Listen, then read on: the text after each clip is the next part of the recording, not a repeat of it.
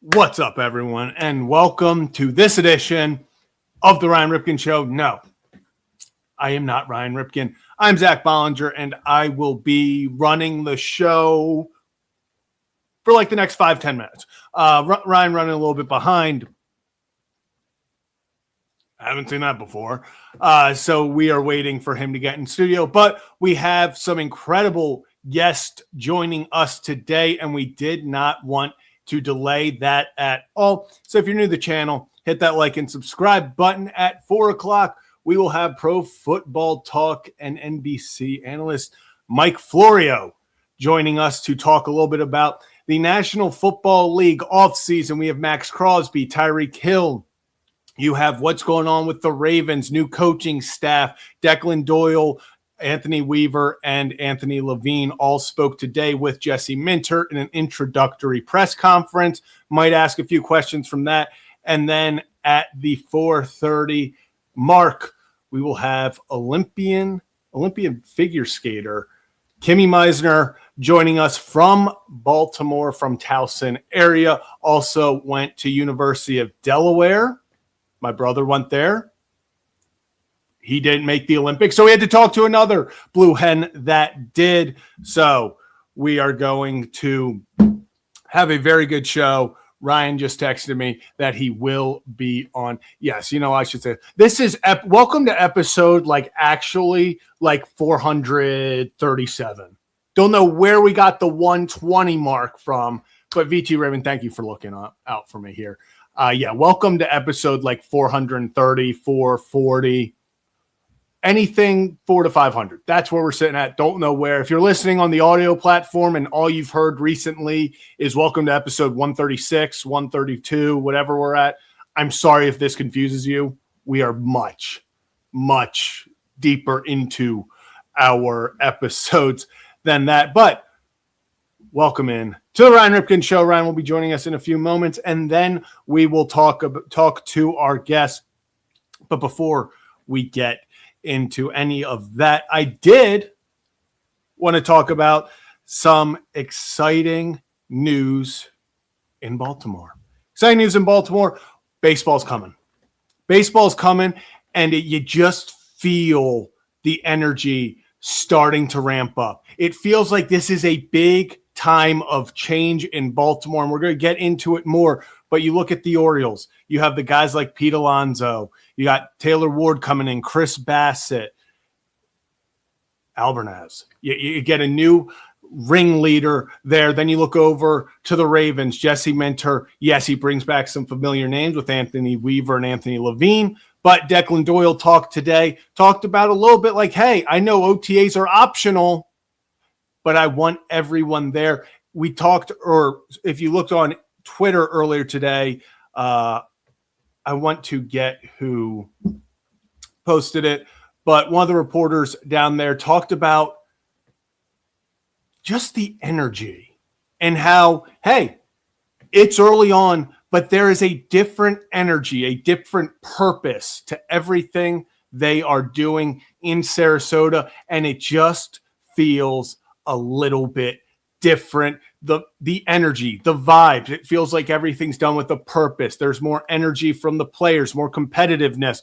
Talked earlier this week, the reporters, that is, with Craig Albernaz, and he said, hey, they asked him about, you did some situational hitting yesterday with runners in scoring position, less than 2 outs. Why was that? And he was like, we're trying to change their mindset, kind of saying hey, these guys last year, even with men on base, it still was very swing for the fences. They're trying to reverse that, get guys in no matter how it works. So a lot of exciting things to talk about. We are going to have some amazing guests on, and Ryan will be joining us in just a few minutes to help kick us off. But as I just said, if you're new to the channel, hit that like and subscribe button. I know this week has been a little hectic with our schedule, with when we're going live. Are we going live? Are we going live at this time? Yes, this is usually the time of year when we take off, maybe for a week or two like we did last year. But we got some momentum going. We obviously we've got some guests lined up, and we want to give them their time as well. So thanks for sticking with us as scheduling has changed. It probably is going to go into next week as well. So while we try to go 3 to 5 every day, things will be changing over the next, well, probably just into next week. So thanks for bearing with us. Ryan is behind the scenes, getting ready. He needs to, if he can hear me, he needs to turn the light on in the studio. If he can hear, I'm waiting for him to put his earpiece in. Like I was just saying, if he can hear me, he should turn the light on in the studio if he hasn't already. Yeah, I would get up and go turn it. He's going to turn it on now. He's going to go turn it on. But thank you. Yeah, see, this is what I'm saying.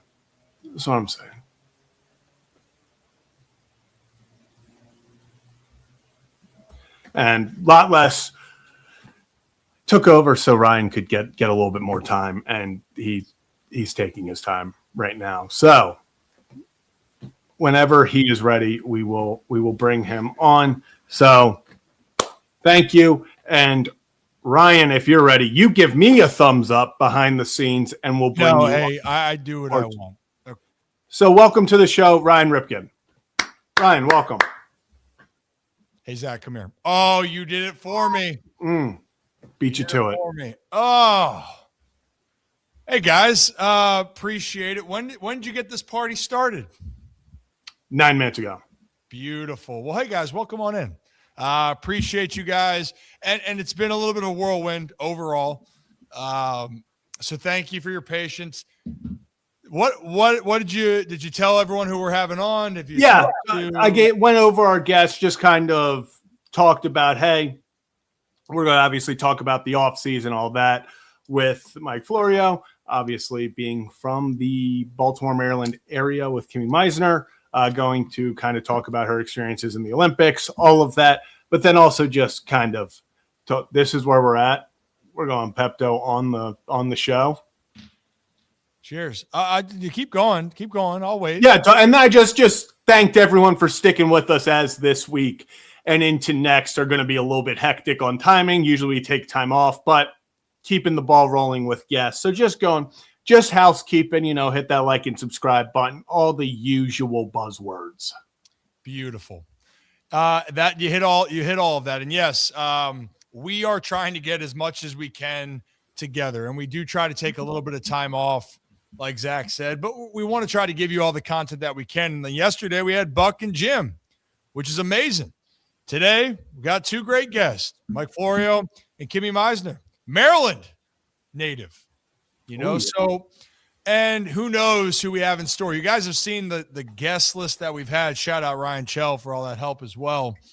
But we have a lot of things planned for this season, and I can't wait to tell you more about that. I can't yet. Soon we can discuss a couple other things here. So I'll do a little toast here to you all. Zach, would you like to toast? And it's good stress right now, but I want to toast to you this Pepto. To you guys, thank you for all the support. We appreciate you, and let's have a great show. Cheers. Let's go.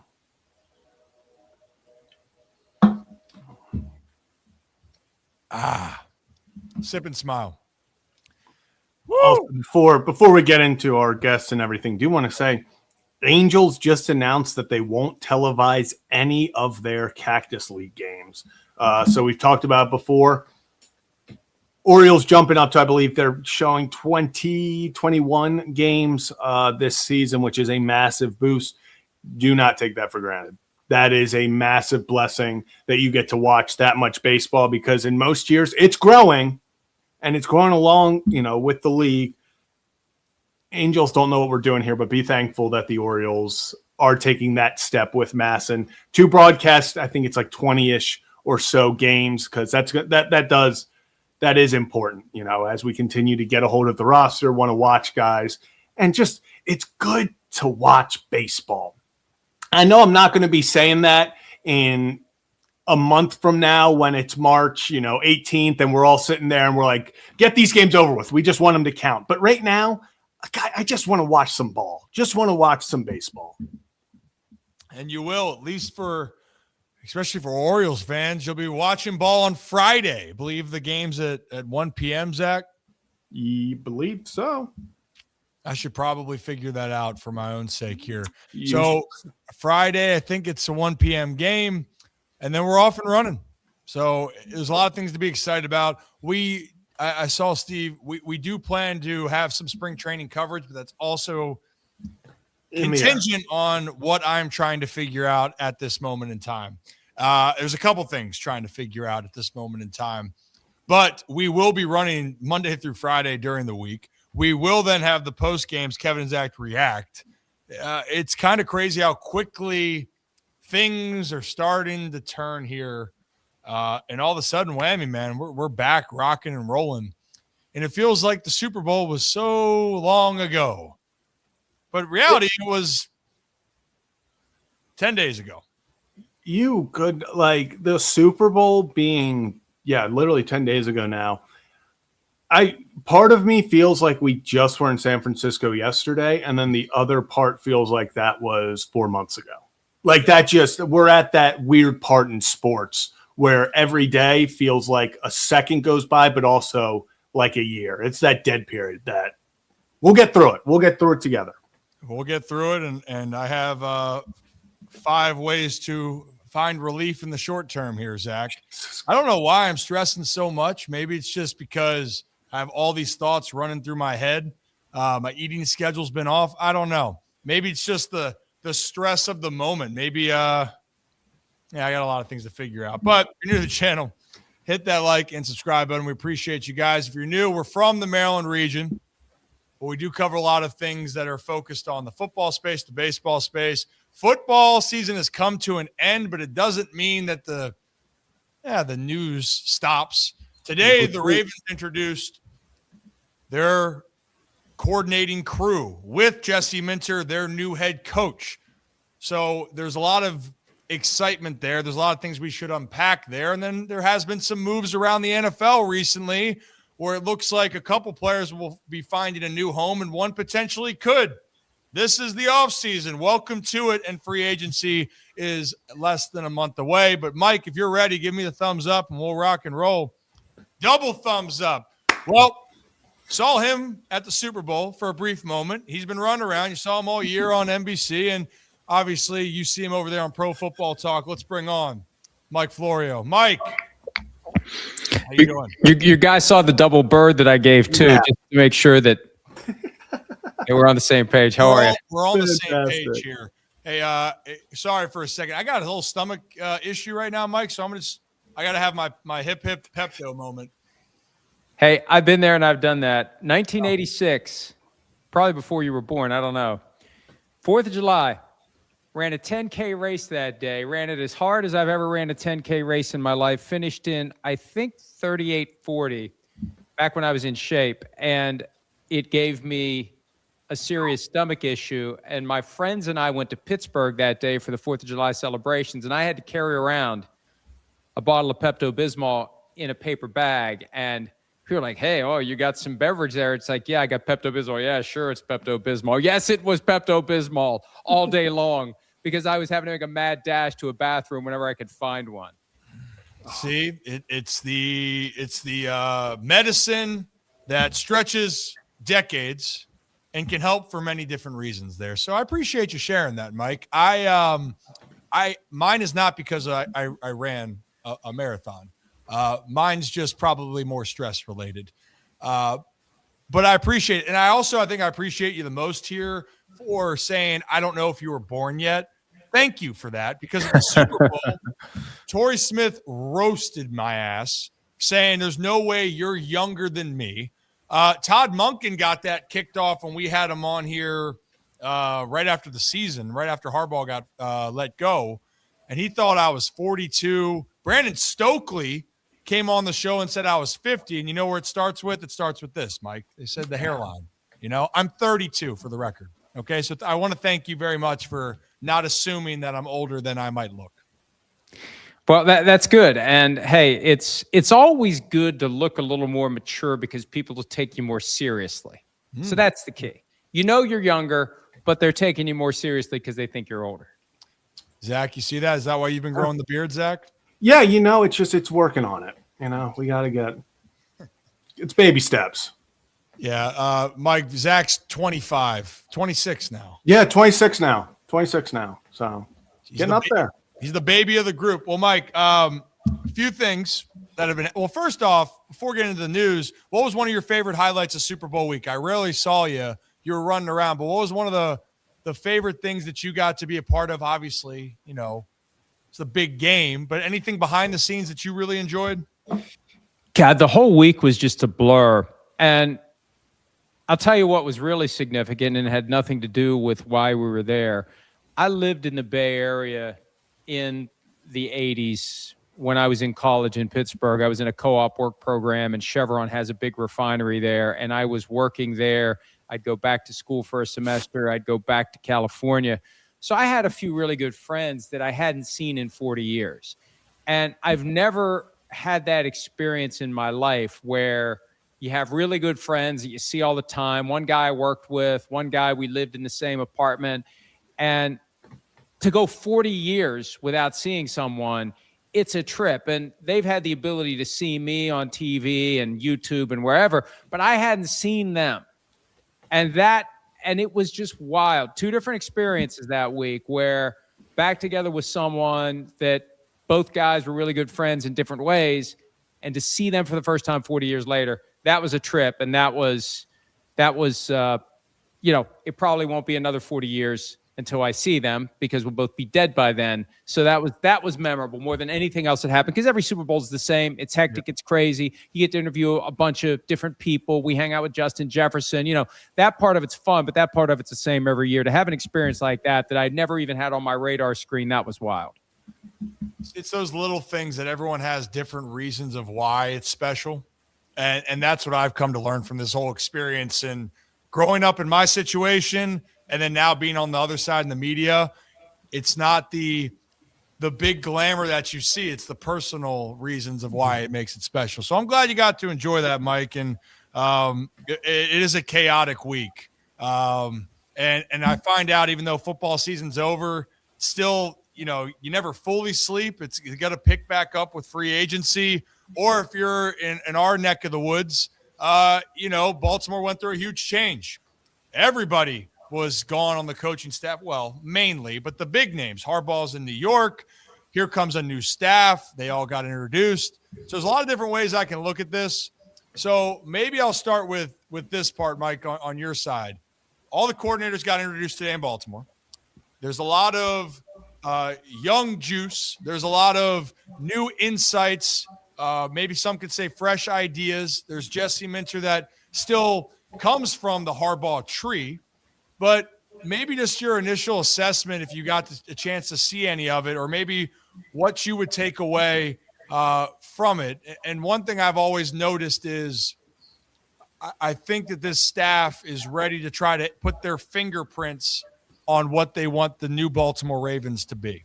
What is amazing to think how the changes that happened were sparked by an outcome that easily could have been different. I know Steve Bisciotti has said that even if the field goal hadn't been missed at the end of the Week 18 game in Pittsburgh, the change would have been made eventually. But if they had gotten to the Super Bowl or won it, the change isn't going to be made unless John Harbaugh wants out. And there was the game the first time around with the Steelers where a couple of very bad calls contributed to the Ravens losing that one. So it's just crazy how the margin can be so thin and a season goes one way versus the other. And I feel like what they've done, especially through head coach Jesse Minter, they've just basically gone out and found the closest thing they could find to a younger version of the Harbaugh brothers, because Jesse Minter has worked with both of them and they've had 4 years with Jesse Minter. So it's not like they're rolling the dice on someone they don't know. And I would expect that while he was there, like Eric DeCoste, the GM, would be doing with any assistant coach that he encounters, they don't just scout players, they scout coaches, because one of these days you're going to need to hire a coach. Who am I going to hire? Who are the guys that I like? Where are they on the list? And there was always a buzz that Minter was going to be a serious candidate. So I think that it will be as much like as it's been as they can make it. And they've been good. They haven't been good enough. They haven't fulfilled expectations. They haven't gotten to a Super Bowl, as we all know, with Lamar Jackson there. That's going to be the goal. But this one feels like the closest thing to trying to create a sense of continuity while also having dramatic change in the identity of the coaching staff. Yeah, and I think you're right with the Minter selection for so many reasons. There's a comfortability, and it also it felt not maybe obvious, but everything aligned for why Jesse was going to be a strong candidate and why he ended up being the coach, from the familiarity to also the lineage. And you feel how John Harbaugh told us, you still feel like it's going to feel like the Baltimore Ravens to an extent. Now, you got some new pieces. Declan Doyle, I was hearing him talk about what he wants to do. A lot of things that he was saying. He's like, I want to hit the ground running in OTAs and trying to get everyone on the same page. You talk about continuity. You know, to me, I got from the press conference, there was an urgency to want to make sure that you want to get things right. And maybe I use the baseball analogy with this, Mike. Spring training's going on down right now. And actually staying in Baltimore, they have a new manager, first-year manager. And a lot of things that I've heard from him was, hey, I'm not trying to change everything up, but we want to implement how we want to run things as early as possible. Does that kind of make sense in this equation for Baltimore? Oh, it absolutely does. And it makes the offseason program more important than it's been in years. And it also makes very important the starting quarterback making the commitment to be there. He's given up $1.5 million the last 2 years, combined $750,000 each season, in not showing up for enough of the offseason program to earn that payment. They need him to be all in. They need him to be there. They need him to be learning. They need him to be around, because that lays the foundation for hitting the ground sprinting when it's time to have training camp and the preseason and you get ready for week one. So it's important to have everyone all in, and there's going to be some roster changes. We're already seeing that happen. Teams moving on from veteran players, free agents will be signed, draft picks will come in. Every team is going to look a lot different when training camp opens than it looked when the season ended. And having the guys who are already there and are staying fully on board with this new coaching staff, that's going to be critical. And that means having guys there. And I know, and we hear all the time, oh, it's voluntary. It's voluntary. Well, come on. That's just the name they've applied to it.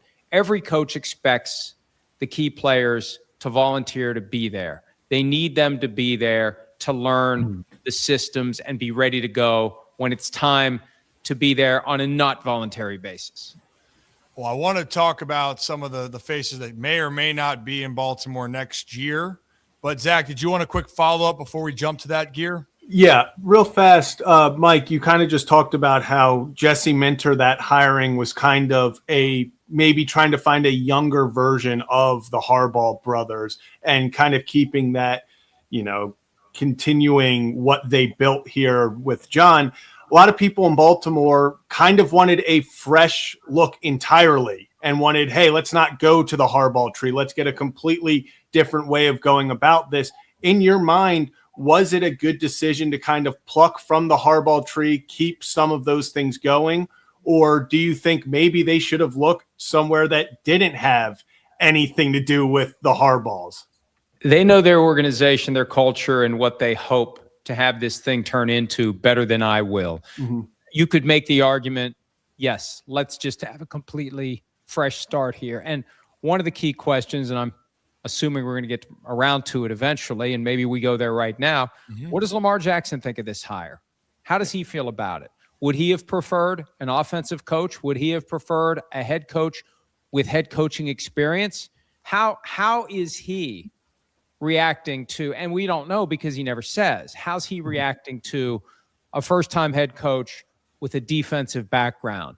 And now you got an offensive coordinator. You know what? If things go well, Declan Doyle is going to be a head coach next year at the earliest. And then here comes a new offensive coordinator. And we've seen different offensive coordinators over the years in Baltimore under John Harbaugh, but that's one of the realities going forward. What does he think about this? And would he have preferred that a Mike McDaniel, just to throw out a name for a guy who was under consideration, a guy with head coaching experience who's a specialist in offense. Is that what Lamar Jackson would have preferred? He keeps the cards close to the vest. He doesn't say much publicly. That's going to be a key. And even when it's time for him to talk to reporters again, he tends to say the right things. He wants to be a good teammate. He wants to defer to the process. But at the same time, we don't know what he really thinks.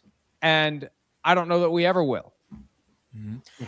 From what I understand now, Mike, just on my side of being from things that I've heard, you're right. We don't hear a lot of public comments, but I do know with this process more than any other time that Steve Bisciotti is one of the most respected owners, I think, not just in football, all around sports.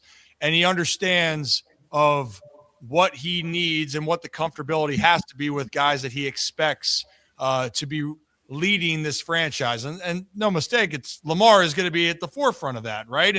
And everything that I've heard about it, they're going to get everything restructured, and they are expecting it. So I find it hard to believe that they wouldn't, or he would not sign off on this. But I do understand from that side of it, Mike, is a lot of people want to see Lamar speak more. It's just not really his style.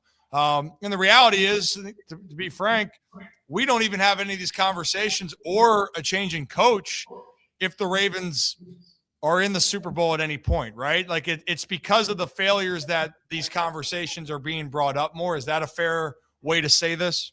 Yeah, and you said one thing that caught my attention, the idea of Lamar signing off on it. Steve Bisciotti made it clear during the press conference following the firing of John Harbaugh that no player has the ability to sign off on it. He wants input, but I have the power. That's what he said. I have the power. So at the end of the day, it was his decision. We don't know how involved Lamar Jackson really was. Josh Allen was there at every interview. Josh Allen was there at the press conference when Joe Brady was introduced. And I think part of what the Bills were trying to do was to get Josh Allen to not blame himself for getting Sean McDermott fired, because you could easily argue, if you're Josh Allen, it's my fault that the head coach is now gone. So at the end of the day, Bisciotti was making the decision, and they have to hope that Lamar Jackson is still on the same page. You mentioned restructuring. You mentioned the new contract. Bisciotti said, we want to get him extended before the start of free agency, and if we don't, we'll activate our priority to restructure the deal. All that does is it takes the $74.5 million cap charge that's on the books for this year and kicks the can into future years. He's under contract for 2 more seasons. They have no power, if power is the key word here, they have no power over him after 2027. He can walk away as a free agent. That's only 2 years away. And I know in the NFL that can be a lifetime, but in 2 years, the conversation may be, where's he going to sign next? As a completely and totally unrestricted free agent, they need to get him to sign. And until he signs, until that deal is done, and it's a new 5-year contract that pays him $61 million per year or whatever it would be, to make him feel like he's being paid fairly, because 52.5 has been eclipsed by a couple of different guys. If it's 61, if it's 62, if it's whatever. Once that deal's done, then okay, this is where the guy is going to keep playing. Until that deal's done, I don't know what the hell's going to happen. And I think that's the biggest challenge, I think, for a Ravens fan, is to understand that there still is a chance that this is going to end with Lamar Jackson playing somewhere else. And I think this next contract is critical, and they have to get a 5-year deal or whatever, however long it is. They have to get the kind of deal done that makes it clear that well into his 30s at a minimum, Lamar Jackson's still going to be with the Ravens. Right now, it's undecided because the contract isn't done. And that's where the what ifs can come into play, right, Mike? That's where who knows. Now, maybe I'm an optimist, or maybe just from what I see here, I would be shocked if he wasn't a Raven for the long haul. But until things happen, right, we don't know, and it's going to be time will tell. But my inkling is that Lamar is going to be a Raven here for quite a long time, and I'm hoping, especially for the team's sake and for Lamar's sake, that they get back to the Super Bowl. Because, Mike, it hasn't been a good year for Baltimore sports in general. The Orioles didn't do well, fired a manager. The Ravens missed the playoffs, fired their head coach. We need to change some things, the voodoo here, maybe drink some more Pepto-Bismol, and that can change it up. But maybe one more thing, because the what ifs, this is the fun part of the offseason. You've talked a little bit about some of this so far, but there are some names that people are wondering about. Tyreek Hill is gone now in Miami. Bradley Chubb is gone now in Miami. The what if around Max Crosby? Does he want to leave? Does he want to stay? I don't know if all of those make sense, at least to Baltimore, but at least one of those options could make sense. I think the Raven move up front would say Bradley Chubb would be a candidate. But is there any other inklings that you're hearing or that you're curious about with maybe those three names I mentioned? Well, when you mention Max Crosby, I think of Micah Parsons last year, because once it was clear the Cowboys were willing to trade him to get out of that contract mess that the team and the player were into, I said if the Bills and the Ravens are serious about trying to get past the Chiefs, they should be at the front of the line trying to work out this deal to get Micah Parsons. And one of the things the Cowboys found out quickly, no AFC team was interested. It came down to the Packers and the Eagles, and they didn't want to trade him to the Eagles, so they traded him to the Packers. So with Max Crosby, I don't know. The Ravens put a premium on those draft picks, because a draft pick is the ability to pick a guy that you have scouted, that you're confident is going to develop into a great player, and have him under contract if it's a first-round pick for 5 years and maybe a sixth with the franchise tag if it comes to it. It's hard to give up that opportunity to get a guy who can grow into becoming a great player at a cheap cash and cap amount. So if we're looking at guys who may be available, Chubb, who'll be cut as of March 11, or Tyreek Hill, who has been cut and is available. And here's why Hill intrigues me.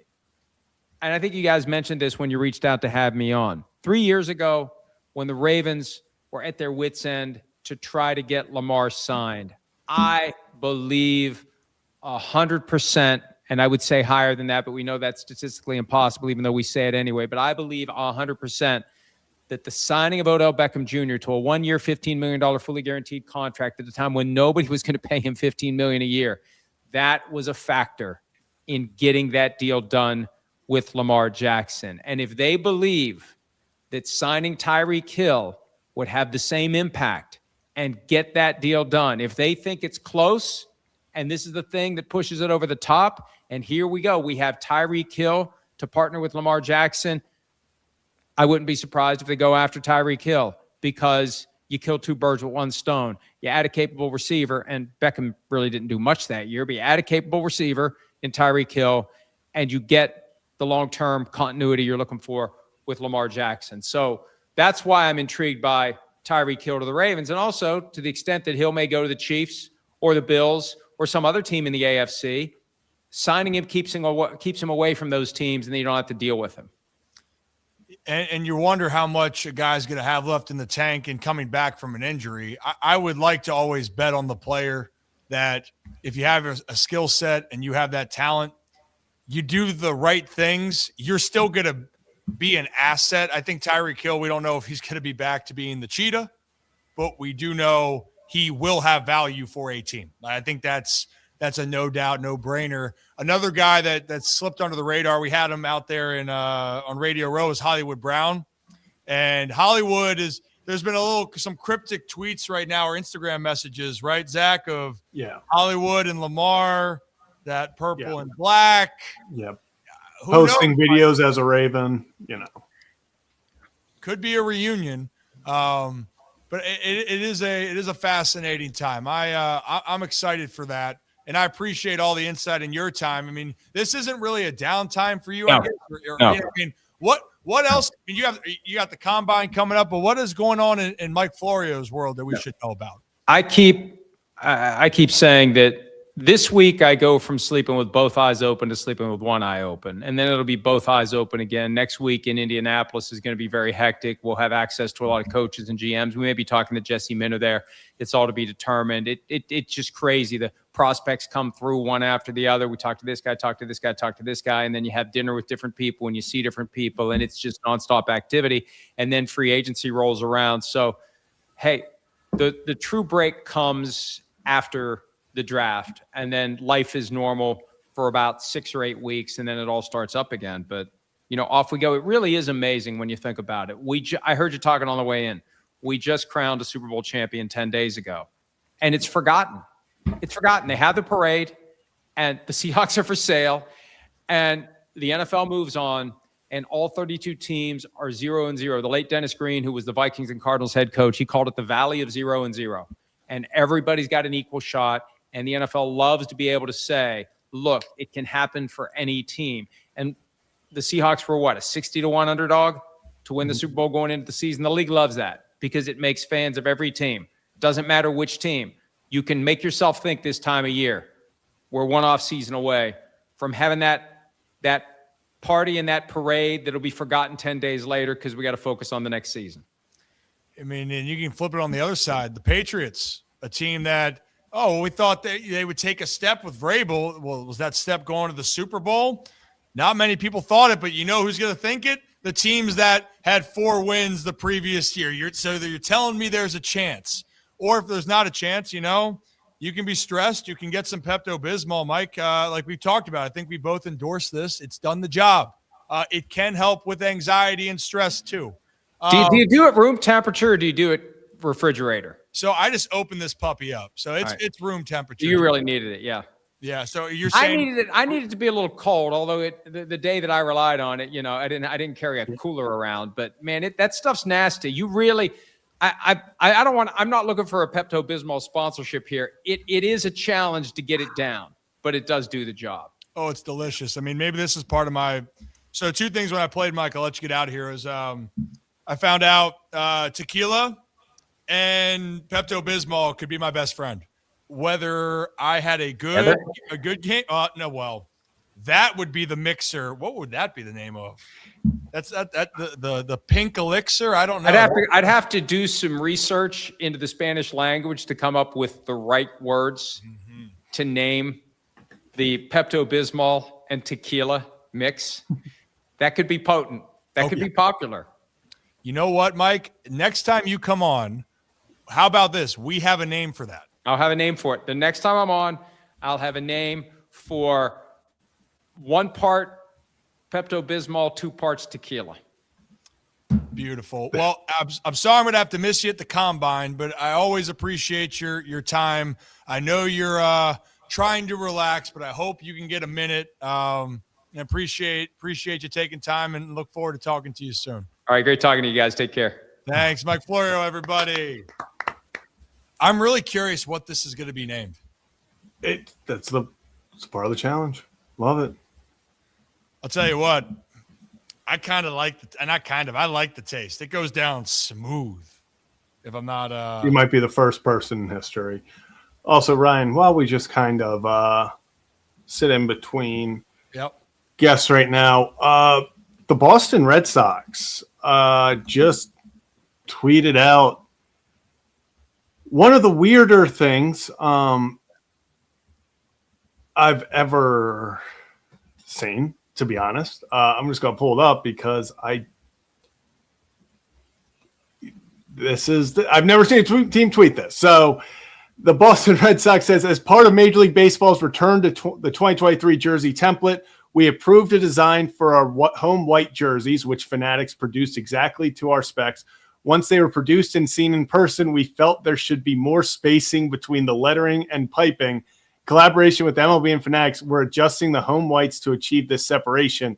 The updated jerseys will be ready for opening day. We are grateful for our partners. But they deleted an original tweet where they just called out Fanatics and were like, hey, Fanatics messed up our jerseys, so they might not be ready.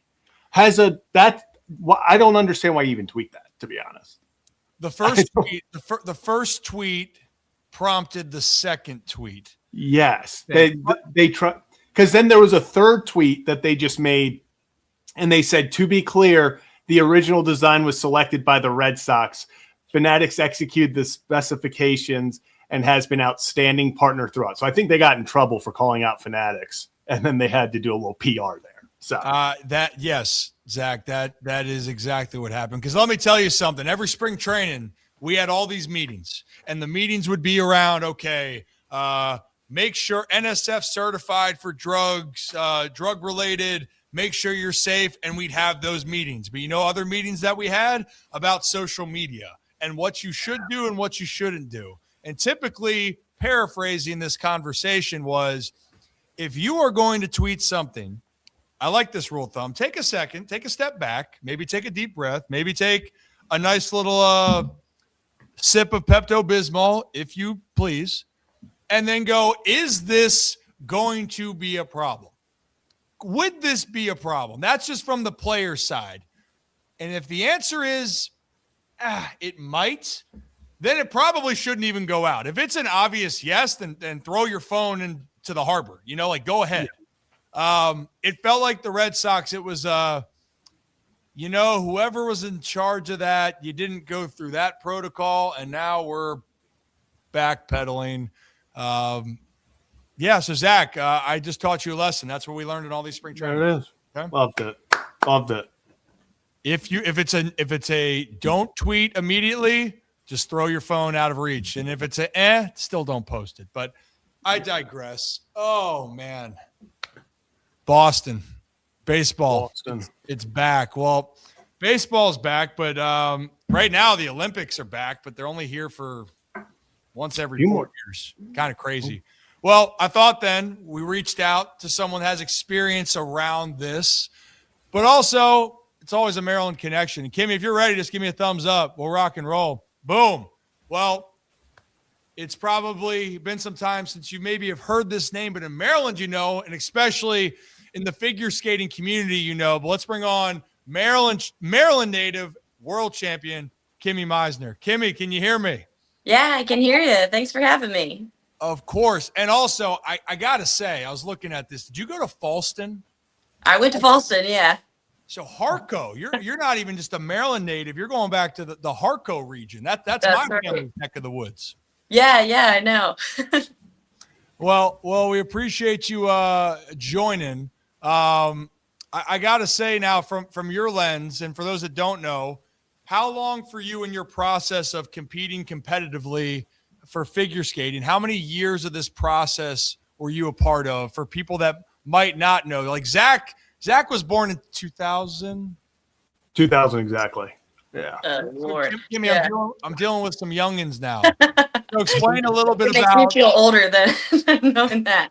But talk to me, Kimmy, about a little bit of your process and maybe your kind of journey, and then we can go from there, because I thought you'd be a great person to talk to today. Yeah. Thanks for having me on. It's always fun to talk about the Olympics, think about it. I competed in the Olympics in 2006, so this is like the 20-year anniversary for me, which is also seems crazy because it feels like it just happened yesterday. Mm-hmm. But for me, I started skating when I was like 6 years old. By the time I competed in the Olympics, I was 16, so it took about 10 years for me to make it there. But you kind of, you work your way up through all the levels, just like any sport. And then for us, for figure skating, you qualify through nationals. Kind of depends on how you did. They incorporate nowadays more so like your body of work versus just how you do at nationals to qualify for the Olympics. So they kind of take into account your whole career.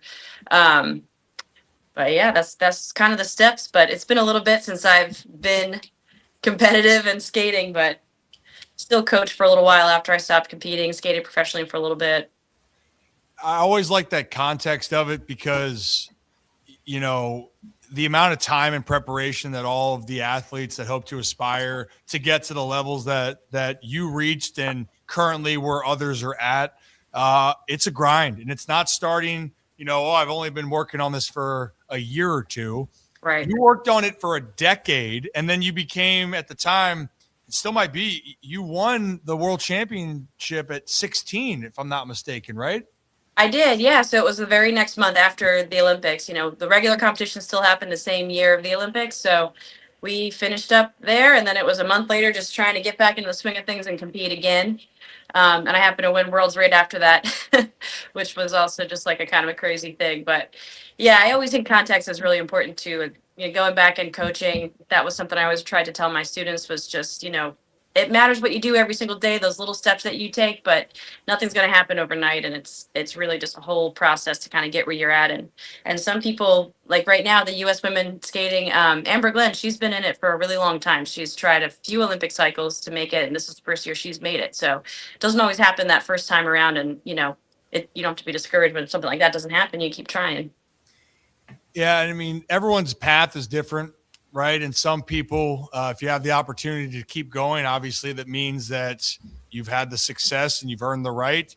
And sometimes you just are continuing to try to earn the right where you're really close. And then you finally have that breakthrough for whatever the reasons might be. Mm-hmm. For you, though, I think it's great perspective because you not only were one of the youngest competitors, being 16 at the Olympics and then at the Worlds is insane, and then to win it is insane. I'm trying. I don't even want to explain what I was trying to do as a teenager. I was 16. I think we won like a high school baseball championship. Mm-hmm. I was just starting to have some fun socially, and here you are on the world stage, competing with the best of the best. I mean, if we could take a quick trip back 20 years ago, what was going through Kimmie's mind as you're here? You're the dream that you wanted, but you're also a 16-year-old trying to process something as you're even in some ways you're still figuring out yourself and trying to compete against the world's best. Yeah. I mean, 100%. I mean, in some ways, I think, as I competed, as I got older, you start to become a lot more aware of what it all means. I think, as a 16-year-old, I'm going in there kind of like, okay, this is just, every day and it's no big deal. And you kind of have it feels like you have a little bit less pressure on you because you are 16 and it doesn't seem like, I don't know, you're not taking it maybe as serious as when you get a little bit older. I feel like I noticed as I competed, later on that I started to become aware, like, okay, this is what this means. And here's what happens if I do these results, versus when I was 16, I kind of went in there and I felt like I had nothing to lose, which was a really great feeling. And it definitely took me years to kind of process after the fact, like, you actually were there, like at the Olympics. That was your, lifelong dream. It's definitely something that you don't process in the moment. Although I will say I definitely felt it the day of the long program is when it actually did hit me that I'm like, the world's watching you. This is it.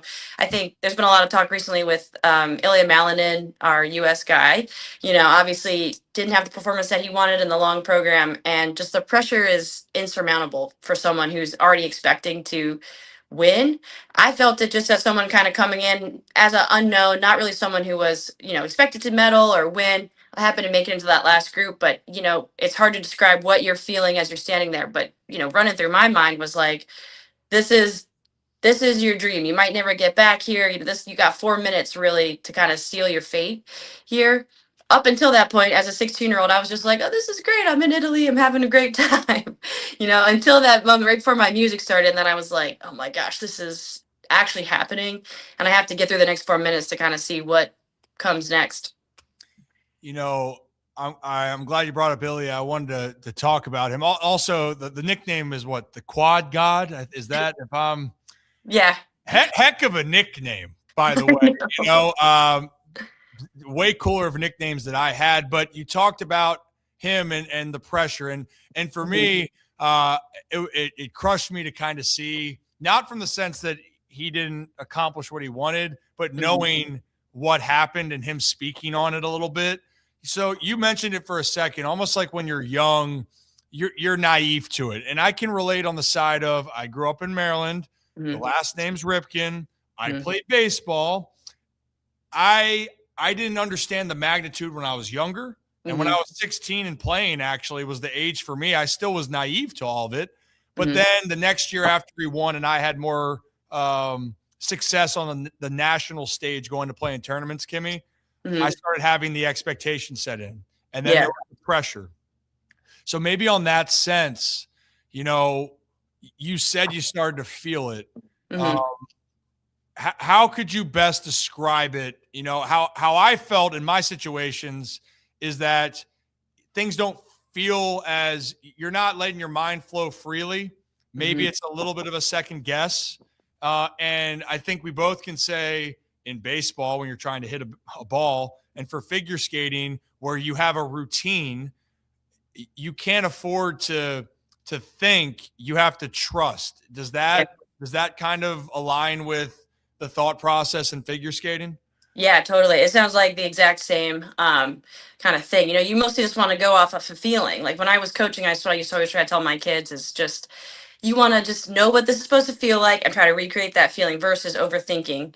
So that moment where all of a sudden you're realizing the pressure setting in or expectations are setting in, I know for me, I just felt like my legs weighed, 1,000 pounds. I started running through my mind, thinking a little bit more, going into jumps, trying to, think about exactly what I needed to do, or even already the end result of what could potentially happen. And it just weighs you down. I mean, your legs feel like, wet spaghetti. Like nothing's going to work. The timing's off. It's like you're just fighting your own body at that point and just hoping to kind of make it through and like survive to the end of the program.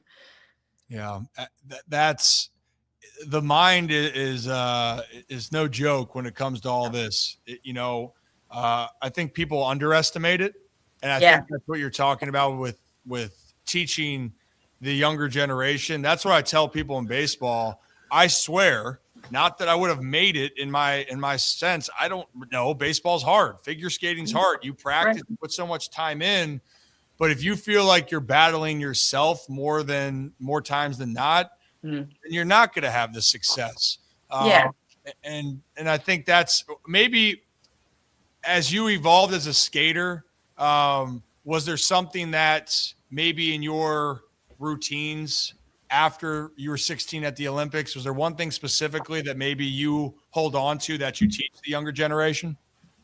I think again, like you're saying, if you're thinking too much, you're taking out that element of just having fun and enjoying the sport. Like you obviously start a sport because you like it, you stick with it through all those younger teen years or into your early 20s. Baseball, you got a little bit of a longer career, I think, sometimes than us figure skaters. We kind of peter out a little sooner. But you take out that element of fun and what initially drew you to the sport, and I think that's where a lot of times it can be lost. So for me, kind of sticking with why are you skating or why are you doing whatever, insert whatever sport you want, and just kind of focusing on that can really help prolong a career or let you find out what your other goals are if you kind of past that stage of competition or making it, to whatever level it is. But I kind of held on to that, and that's ultimately what brought me back. I stopped competing. I stopped skating for a few years, and kind of one way or another got drawn back into the sport. And then I kind of had to go on this journey again of like, well, why am I even skating, and why am I going to try to do this professionally for a little bit longer and do shows, and ultimately just came back to the fact that I love this sport, and it doesn't matter results. It doesn't matter necessarily what you're doing out there. People want to see you perform well. And that's what helped me kind of get through. And that's what I would try to tell my students as well. It's like, no one wants to see you fail. People want to see you do well. The same thing with the judges, they're also fans. And so I think that's sometimes hard to remember when you're in a sport like skating where you're being judged. Like, they're also fans. They want to see you do well. They're going to get wrapped up in the moment too. So if you can kind of remember that and relax, things typically go a little better. But it's hard. It's harder. It's easier said than done for sure. Before I ask you what's the basic move that, I could learn, or how I could get to do any acrobatic movements, and maybe there's no hope for me. Maybe there's for Zach, cause he's a little bit younger. Yeah. All the stuff outside of competition, for your own competition, the Olympics. I've heard a lot of stories of people being, for many different reasons, there's one clip I saw that this was everything that they hoped for and more. Do you have any memory that you loved with the Olympics that wasn't with you competing, and people that aren't a part of it? Can you explain any of that? Yeah, I mean, I have so many memories from outside of the competition. For us, it's such a short amount of time. Your short program's 2.5 minutes, and then your long program's 4 minutes. That's all you get to compete. Now they have the team events, so you do get a little bit of an extra amount of time, which is definitely probably a nice thing for those skaters. But the majority of my time at the Olympics, I feel like, was outside of the competition. Some of the most memorable moments for me, the opening ceremonies when we walked into the arena, it was a huge adrenaline rush. You're just with the pack of athletes. They're not just skaters, and you're in your niche sport, and you're never really surrounded by the other athletes. So kind of being around everybody, walking into the arena, it's packed. You're right. We were like running in. It was just like everybody's hopes are high because nothing started yet. That's something that I always remember. We were in Italy. The food was amazing. Oh. It's just like, the general vibes of Italy. Yeah. I mean, Italy, Talk to me about it. Okay, what did you love about with Italy? Was it the food? Were you a big pasta person? Is it, did you feel like you also had to, maybe not indulge and enjoy until you were done? Like, is that the other part too with this whole equation? Yeah, you definitely miss out on some of the fun pre-competition. And for me, the skating was at the very end of the Olympic run. So the whole time I'm just training. Everyone's finishing their events, so the village is getting wild. People are partying, and I'm still just like, okay, just like lock it in. But yeah, the food, everything about the food was good. I was trying to restrain a little bit, but 16 years old and training a lot, you could kind of indulge a little bit more than I could, nowadays. But we spent the U.S. women's team went and trained up in a different area from my Olympics were in Torino. It was more of a city kind of area. We went and trained out in Courmayeur, Italy, so kind of near the Alps. It was this beautiful mountain town. So I spent most of my time out there in the mountains, kind of picturesque Winter Olympics, like where they're having all the skiing events right now at the current Olympics, it looked like. So that's what I kind of remember most. We just walked the town all the time. My mom and I would go shopping in those little shops and just kind of training, waiting for the moment. But Italy is one of my favorite places. I've been back a few times since and always love it. It's gorgeous. Yeah. Zach, have you been to Italy yet? No, I have not. Need to though. I need the food there. I'm not gonna lie. Yes, it looks gorgeous, but the food is why I'm like, I need to get over there. Okay, you know what? We're going to work on the culture for you, okay? Because it's Lake Como is also beautiful. Yeah. The summertime there, it's a little hot, but still beautiful. I haven't experienced the winter as much yet. Kimmy, you mentioned something about the village being wild. How wild does the village get? I've heard a lot of just stories. You don't have to say all of them, but I've just heard everyone goes, man, yeah, it's a time. And Yeah. you literally just said the village was wild. And here you are like, okay, that's great. I'm going to go compete at the end of this whole thing. I know. I had to stay at a different little apartment leading up to my event because it was crazy. There was always loud, and they had different. Mine was broken up into like 3 separate buildings. So at the beginning it was like, oh, this is the accreditation building, and then the cafeteria, and then where all the athletes were living. That eventually turned into this is this dance area, and this is this one. So it was kind of just like a big club at the end. So you can just imagine how wild it gets. But I'm good. I was competing at the very end, so I was staying with my parents in like this tiny little Italian apartment outside of the village before my events. It's really funny because that if you've probably seen, there's a lot of stories that are running out there about the village, and everyone that talks about it, like, oh yeah, village is crazy. It is crazy. Yeah. What is this place? But you know what? What's cool is it's a group where you are so highly focused for such a long period of time to reach a goal. And then you get to finally enjoy it with a bunch of other people that have also dedicated the same amount of time to be there. I think the Olympics is such a cool experience. From that perspective. And that's why, I love the fact that you still stay connected with all of it and giving the insights to it. It's fun to watch, it all unfold. But now could you do me a favor and Zach, what move do you want to know? Like, what could Kimmy help? I can't skate, period. That's the part we have to get to first before we get any of the tricks. I would tear something and break something the second I tried anything, maybe before I even start skating. So I think I'm a lost cause just there. Oh, okay. No, we got you. I could totally 100% get you there. Okay. Time out, Kimmy. What do I say? Hypothetically, we know how to skate. Hypothetically. Yes. What is the first thing that we could do? And what could we build up to that we think would give us that kind of that bravado of like, oh, wow, look at that guy. He's a little bit more well-versed. He's not an amateur. He's a little bit more than that. A step up from that. So I think you'd have to, let's say you already know your basic skating. You can skate forwards, backwards. You got that down. Okay. Mm-hmm. All right. Yep. We've done all the single jumps, they're easy. So now the next step, when you start adding in rotation to any jump, then I think when people are looking from the outside, you see any kind of rotational jump and you're like, oh, that person's they got it together, then you start thinking, okay, they're at that next level. So we would start with, you got to always start with an axle. So single axle. Okay. We would do that and then eventually work our way through all the doubles. But the big move would be any kind of triple. I think if you really want to stand out, you have to be able to do some sort of triple. So how long did it take for you to land your first triple? That's a great question, man. That takes me back in my brain. You're gonna say 6, like when you started? Yeah, when I was 6.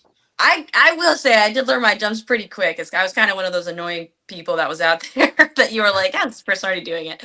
But I was doing double jumps pretty early on. So like, I think towards the end of when I was 6 into 7, I was starting to work on doubles and kind of do all those kind of things. So I probably was doing triples by the time I was, I don't know, maybe starting to try them when I was like 10.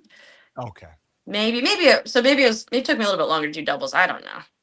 So again, still you're doing all this at 10 years old. And meanwhile, for me, I'm just trying to walk, in a straight line at 10 years old. That's great. I'm sure you're doing more.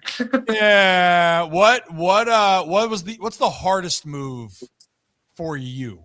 Or what and for those that don't know figure skating as well, like what is one of the hardest things to try to land or to do? Because I'll be honest, I watch figure skating. Kimmie, I don't know what the hell's going on half the time. It all looks hard to me. Yeah. To you, what's one of the hardest things? Well, personally for me, the jump that I hate the absolute most is a sow cow. I just hate that jump with a passion. I still hate it. I hated it ever since I was little. I always hate teaching it. So it's just one of those jumps that always found a way to mess me up at the end of a program. But I think the hardest one from the outside, the one I get asked about most would be an axle. Can you do a triple axle? That was always like a classic question in high school, which I did actually end up doing, which was pretty great to then be like, I actually can do that. But that one's the hardest jump as you take off forwards. It's an edge jump. So in skating, there's 3 edge jumps. There's 3 toe jumps where you pick in with your toe pick. And it kind of, depending on what edge you're on, is how you can differentiate which one is which. But the axle is the hardest because you take off forwards.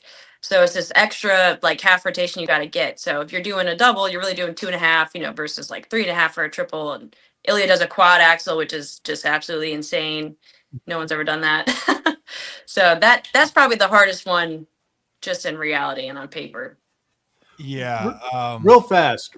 I have to ask because I was watching and my jaw literally hit the floor. How hard is it to do a flip of any kind in figure skating? Because I have never seen that before. And I literally fell off the couch. I was like, what did I just witness in real time?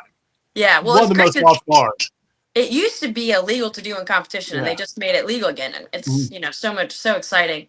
I tried doing it for a really hot second. And the way you're learning it, they tie like sweatshirts around your waist. So you have somebody on each side of you with a sweatshirt. They're holding the sweatshirt sleeve. And you just start kind of trying these. And my friend that was doing it with me, he went first and he fell like, right on his head. And I was like, I think I'm good. I think I don't want to do that. So I think I'm sure it's pretty hard. I learned them off the ice and that takes you a little bit of time, but on ice, I imagine there's all kind of extra factors. So I also will fall off the couch when I see people do these wild, crazy ones. I couldn't believe it. So when Blades of Glory came out all those years ago, and they want to do the Iron Lotus, one, it's banned, right? Also, so ridiculous. Zach also was so young he couldn't figure that out for a little bit. Right. But so when that movie came out, side note, when you're have you seen Blades of Glory or heard of? I love Blades. That's actually my favorite skating movie. So when you're watching that, besides that, it's a comedy. But when they bring up the Iron Lotus, it's too dangerous. Like, well, too dangerous. Like they're doing a flip, and then with 2 guys where they mess up. The reason why it's banned because it's so dangerous. Right. Yeah, I actually am so glad. That's one of my favorite movies of Will Ferrell, Yeah. by the way. I know that is classic. Yeah, but it brings attention. I think what I've just appreciated, figure skating's so damn hard. I mean, I know we joke about Zach can't skate, and I really can't make fun of him too much because my skating skills are not good.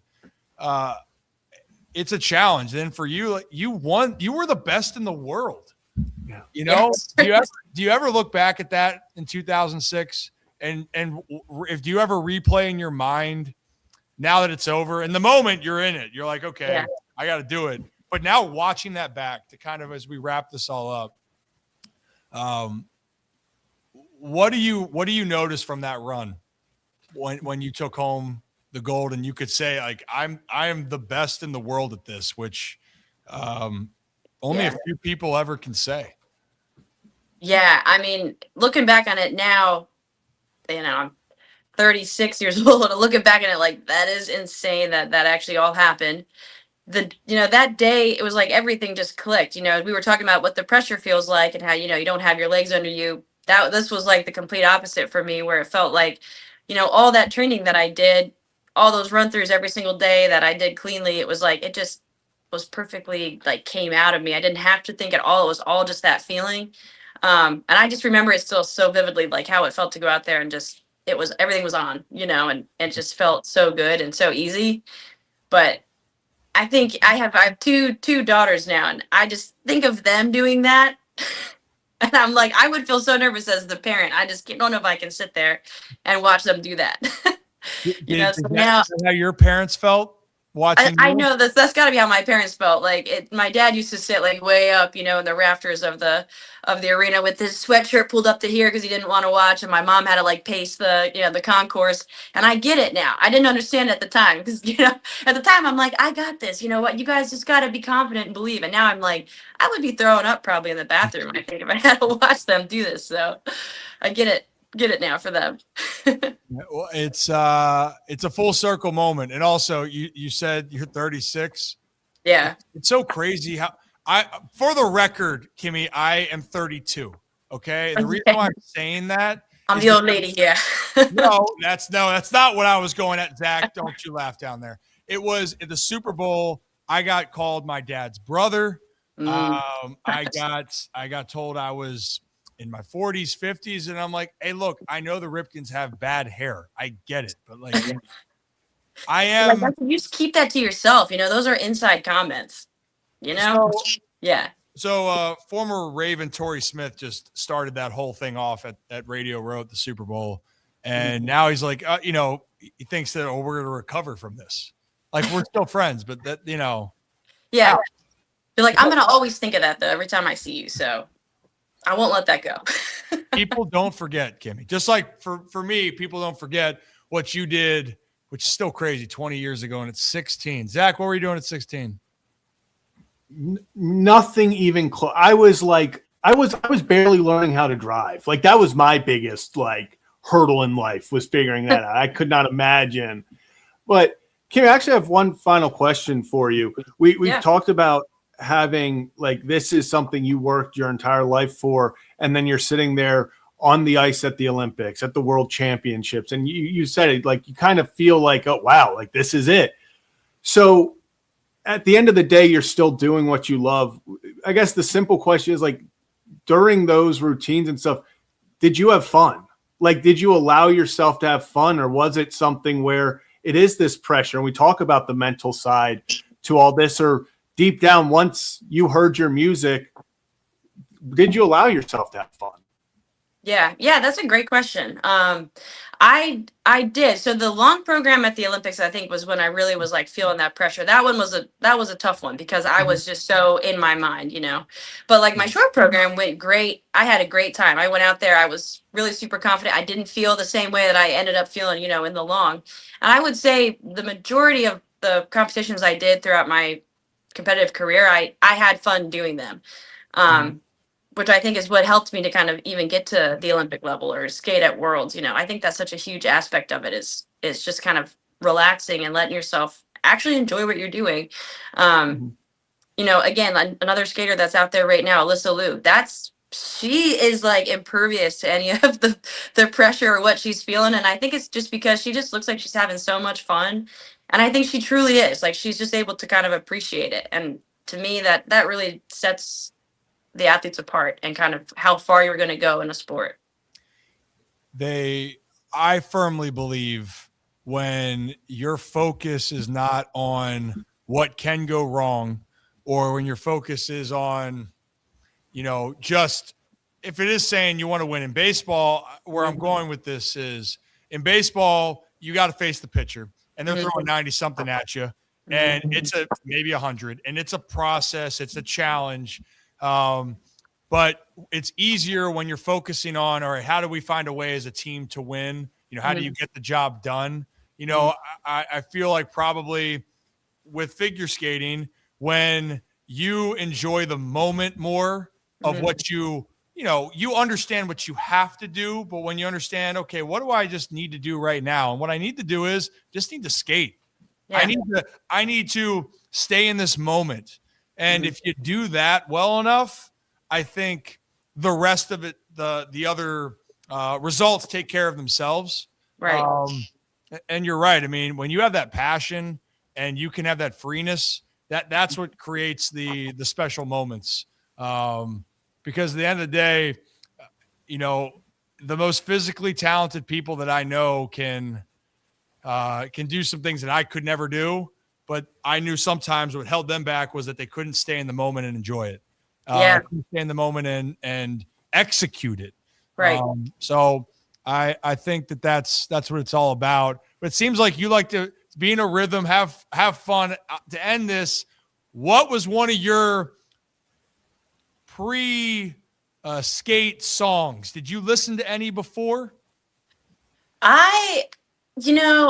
Because I am 36, stuff was just coming out with the iPod. I think I had finally just gotten an iPod. I was just walking around with my Discman for a little while. I remember just working out with like the old CD tracks that would skip if you hit a bump. So I think I did have an iPod at the Olympics, but I just had all different kinds of things on there. I don't know one specific song. I feel like I've got more songs now that I would kind of tune into, but I had always got a little mix of everything on there. Oh, so what would it be now then, Kimmy? Since you opened up that one, what would it be now? I know. Shoot. What would it be now? I like, that Lupe Fiasco song, Superstar. I listened to that one for a little while if I want to get real pumped up. Yeah. I like that one. But let's see. Currently, right now, my hot songs are like "Let It Go" from Frozen, because I got these girls that just constantly request it. So Disney hits are the kind of number one in my household at the moment.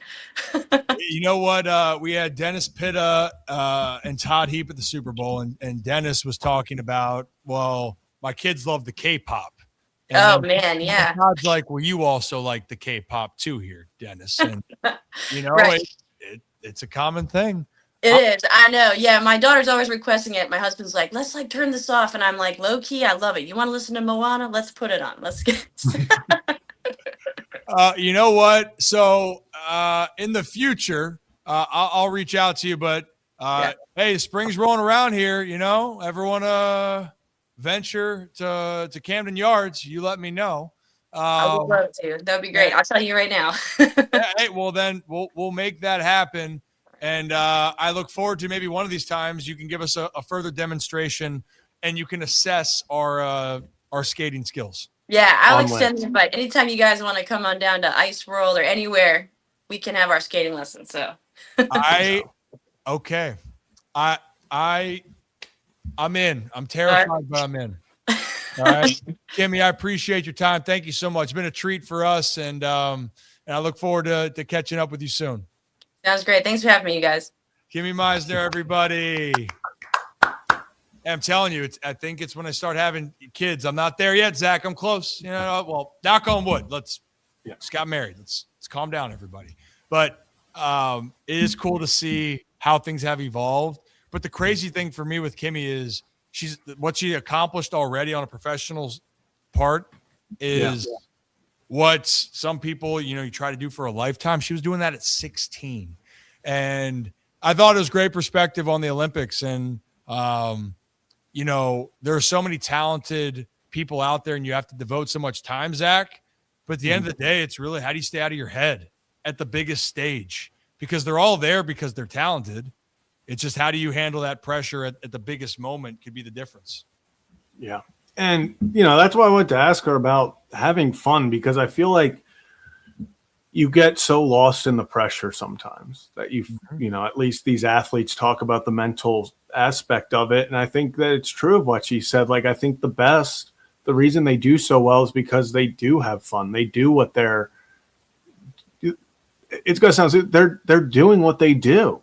Like it's what they love. And like, I think when you have that aspect of it, it does escalate what you're capable of, because when you're tense, when you're thinking a million things, like she said, when she won gold at the world champions, like that's insane. It was because everything just flowed.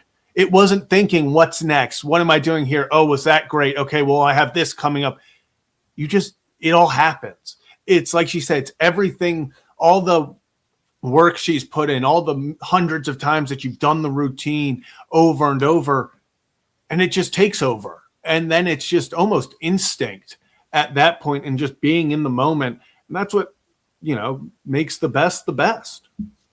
It certainly does. And also, it is funny when you hear later on, and just talking to Kimmie, in parts of it, I don't think, I know she doesn't look at herself in that way, but in that moment, 16 going against the world's best, and you're a world champion at 16 years old. It's to me, it's astounding. I always love hearing from people that performed at the highest level, because, at the end of the day, when you talk to them, you realize with a lot of them, they weren't thinking that way. You could tell, like, yeah, I want to compete, I want to win, but she's not thinking about it. I'm going to be the champion. I got to do all these things. If I do them right, we'll see what happens. And she was a champion. And also, then I got to say, when she brought up superstar Lupe Fiasco, see, we have that same era of music, Zach. You're too young. Yeah. Just a young lad. You're a good kid. Yeah, I definitely was not listening to much music in 06. That's for sure. Yeah, you didn't even know what music was. I mean, it's a good point. You might not even know what a compact disc is.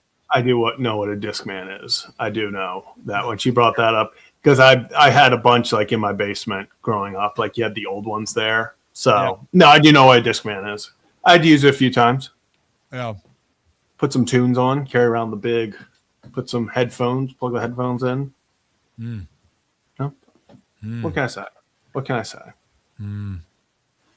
You're a good kid. I don't care what they say about you. Well, I try. I think that does it for it. Hey, two great guests. Appreciate Mike Florio. Appreciate Kimmie Meissner, world champion Kimmie Meissner. And we will go skate. That I want to do. That they're talking about content. That will be. I'll participate. I cannot guarantee you will call it skating, but I will participate and attempt. But I don't know if what will happen will be classified as skating. Well, you know what Bart Scott says? Can't wait, but a little bit terrified. Yeah, a little bit terrified. Well, Zach, I'm gonna move on over to the other spot to close up. But just hit the final call to actions. What's going on? AutoStream Car Care Center. I put out a hot pic today on Instagram. Did you see that, Zach? I did, unfortunately. What are you talking about? What are you about? Unfortunately, you can pull unfortunately. That up. Yeah. So appreciate everyone. Hit that like and subscribe button on your way out. Ryan Ripken Show, live 3 to 5 every single day, weekdays. Going to be a different schedule continuing throughout the next week. But appreciate you all for sticking with us. Appreciate all of our guests over this week for joining us. We will keep you updated over the next day or two on what's happening with the show and all of that. But appreciate everyone for tuning in. Have a fantastic Wednesday. Didn't know what day it was for a second. Cue it.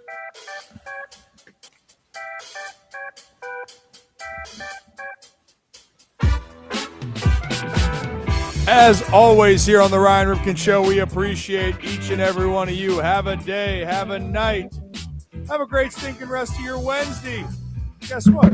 Talk tomorrow. It'll be Thursday in the Ryan Ripken Show. We are live on YouTube, X, and Facebook Monday through Friday. Peace.